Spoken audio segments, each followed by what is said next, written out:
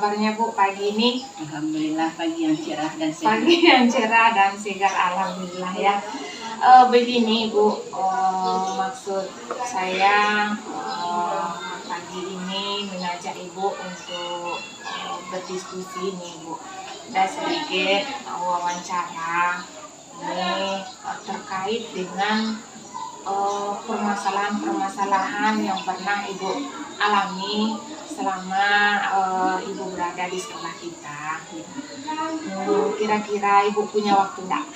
Alhamdulillah pagi ini ada sedikit waktu luang, Ya, alhamdulillah ya Bu ya. Jadi wawancaranya bisa kita mulai ya Bu. Baik Ibu, selama Ibu berkiprah memimpin di sekolah kita, tentu banyak permasalahan-permasalahan yang pernah Ibu alami.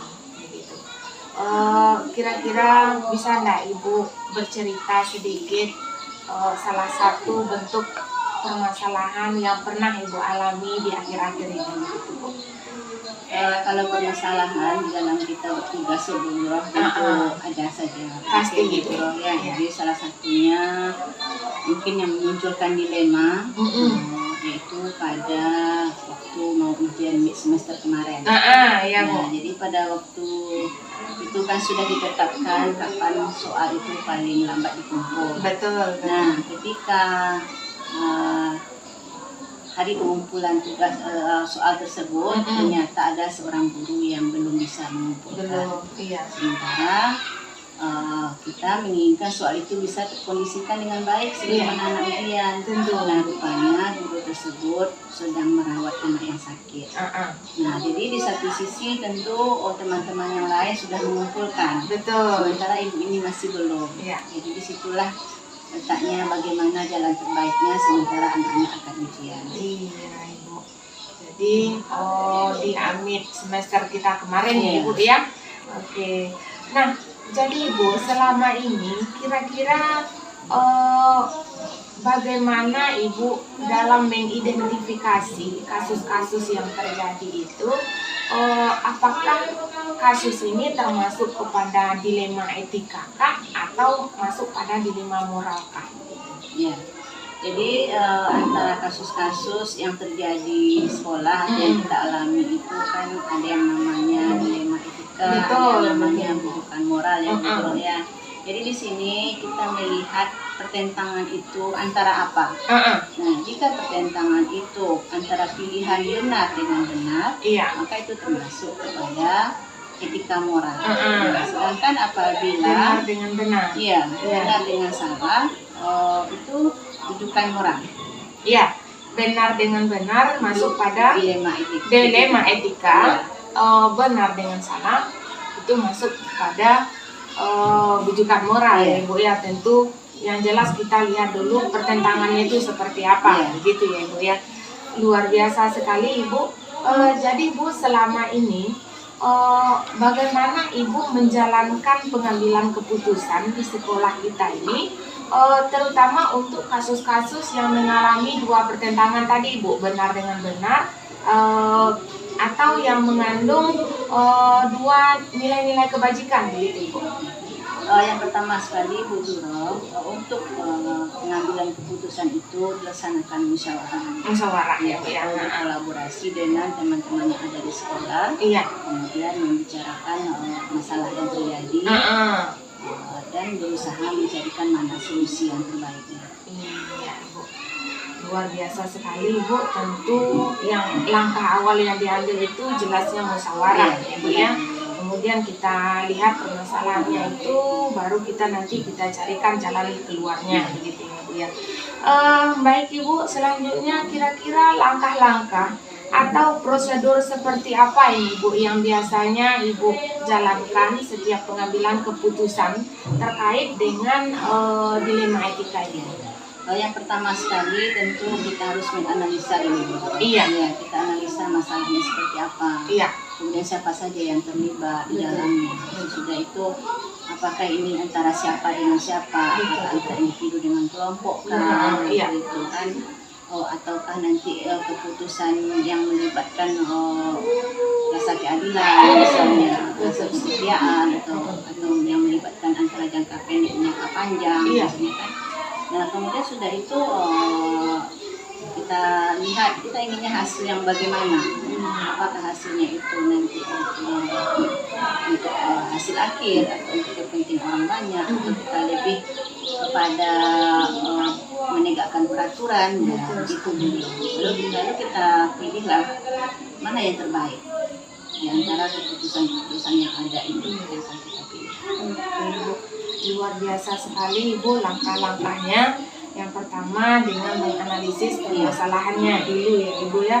Kemudian nanti kita lihat permasalahan itu kira-kira prinsipnya seperti apa gitu ya Bu ya. Apakah nanti berbasiskan peraturan ataukah berbasiskan pada hasil akhir yang akan dicapai begitu ya Ibu ya. Kemudian Ibu, hal-hal apa saja yang selama ini Ibu anggap efektif dalam pengambilan keputusan pada kasus-kasus dilema etika itu? Dalam pengambilan keputusan ini Bu Nurul, yang efektif atau yang ditambahkan sekali tadi adalah musyawarah, berkolaborasi, bekerjasama. Artinya mana tahu nanti ada ide-ide yang lebih baik di antara rekan-rekan ini yang sudah berpengalaman, sehingga nanti keputusan yang diambil itu bisa lebih efektif. Jadi modal utama kita adalah musyawarah dan saling berkolaborasi. Baik Ibu, kemudian selanjutnya Ibu, ini kira-kira selama pengambilan keputusan terkait dilema etika ini, kira-kira hal-hal apa saja ini yang menjadi tantangan bagi Ibu? Dalam pengambilan keputusan ini kan banyak faktor-faktor yang harus kita pikirkan. Betul. Jadi kadang-kadang keputusan yang untuk kepentingan orang banyak itu kadang-kadang malahan menjadi suatu pelanggaran terhadap nilai-nilai kebajikan yang sudah kita ambil. Namun itu perlu kita ambil keputusannya. Jadi salah satunya itu konflik batin. Konflik batin. Kemudian nanti bisa juga menciptakan ada pro dan kontra dari keputusan yang kita ambil. Jadi kadang-kadang agak sedikit mengganggu lah di keharmonisan hubungan kita dengan rekan-rekan kita di sini. Oke Ibu, luar biasa sekali dapat kami tangkap di sini Ibu bahwa kira-kira yang menjadi tantangan itu yang pertama tentu adanya konflik batin ya Bu ya, antara terhadap permasalahan yang terjadi. Kemudian nanti adanya pro dan kontra antara teman-teman dengan peraturannya itu sendiri atau terhadap permasalahannya itu yang berakibatkan kepada keharmonisan, rusaknya keharmonisan yang sudah tercipta di sekolah kita ya Bu. Oke, selanjutnya Ibu, kira-kira selama ini apakah Ibu memiliki sebuah tata cara atau sebuah jadwal tertentu dalam penyelesaian sebuah kasus dilema etika itu?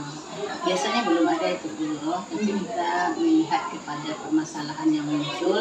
Jadi di situ nanti kita tentukan apakah permasalahan ini perlu waktu cepat penyelesaiannya atau bisa sedikit diundur dengan tujuan supaya bisa menghasilkan keputusan yang lebih efektif. Namun walaupun satu permasalahan ini butuh waktu yang cepat, tetap kita harus menganalisa dulu permasalahan yang terjadi, kemudian siapa yang terlibat dan apa yang akan kita tempuh. Yang tentu yang pertama sekali dilakukan, dilihat dulu permasalahannya Ibu ya.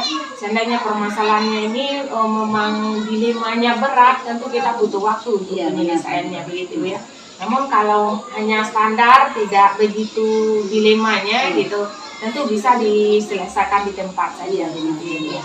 Nah, dalam penyelesaiannya itu nanti Ibu kira-kira prosedur-prosedur seperti apa nanti yang akan Ibu jalankan?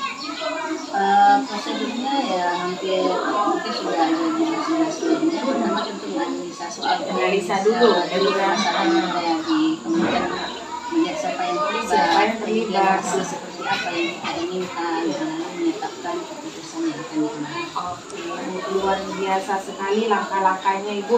Prosedur yang dijalankan itu dilihat permasalahannya, siapa yang terlibat, kemudian baru nanti sehingga hasil akhirnya itu nanti apa yang kita apa yang kita harapkan begitu ya Bu ya. Kira-kira Ibu dalam pengambilan sebuah keputusan terkait dilema etika ini, kira-kira adakah seseorang atau faktor-faktor ini yang bisa mempermudah Ibu dalam pengambilan keputusan? Faktor yang bisa mempermudah tadi juga sudah dibahas yaitu komunikasi ya musyawarah tadi. Kemudian kalau yang pihak yang membantu tentu saja yang pertama adalah rekan-rekan kerja di sekolah. Iya. Kemudian kalau seandainya permasalahan itu tidak bisa diselesaikan oleh hasil diskusi dengan teman-teman itu, bisa juga minta pendapat kepada atasan atau pengawas. Ya. Baik Ibu, tentu ada berarti ya Bu ya, seseorang faktor-faktor yang mempermudah kita. Tentunya yang pertama komunikasi itu jelas sekali ya Bu ya. Kemudian berkolaborasi dengan rekan-rekan yang ada di sekolah. Kemudian jika permasalahan itu tidak terselesaikan hanya dengan musyawarah, tentu kita butuh atasan mungkin untuk memberikan pendapat ya Bu. Ini pertanyaan terakhir Ibu. Dari semua yang sudah disampaikan tadi, kira-kira Ibu pembelajaran apa ini yang bisa Ibu petik dari pengalaman Ibu pengambilan keputusan di Lima? Pelajaran yang bisa dipetik yang pertama sekali memang dalam memutuskan suatu pilihan itu memang butuh analisa permasalahan, kemudian melihat siapa yang terlibat, kemudian lagi memikirkan cara mana yang kita ambil, apakah nanti hasil itu kita ingin yang berbasis peraturan, ataukah kita mendahulukan tentang kepedulian terhadap seseorang misalnya. Kemudian setelah kita ambil, setelah diputuskan mana yang terbaik, nanti kita laksanakan, kemudian kita refleksi bahkan keputusan yang kita ambil itu sudah efektifkah dan bisa kita gunakan untuk langkah berikutnya ketika terjadi lagi permasalahan. Oke, luar biasa sekali Ibu. Itu banyak pembelajaran berarti yang bisa kita petik dari pengambilan keputusan yang selama ini. Dan tentunya kita bisa menganalisis ini Bu ya, kasus-kasus yang terjadi itu diselesaikan, kemudian yang penting sekali tentu direfleksi ya Ibu ya, sehingga apakah cara pengambilan keputusan seperti ini sudah efektif atau belum, bisa diaplikasikan untuk permasalahan yang mungkin terjadi di kemudian hari ya Bu ya. Baik Ibu, terima kasih banyak atas waktunya, terima kasih banyak atas informasinya. Sungguh saya rasa diskusi yang luar biasa sekali, banyak pembelajaran yang bisa kami ambil dari sini. Terima kasih banyak Ibu, terima kasih atas waktunya. Terima kasih.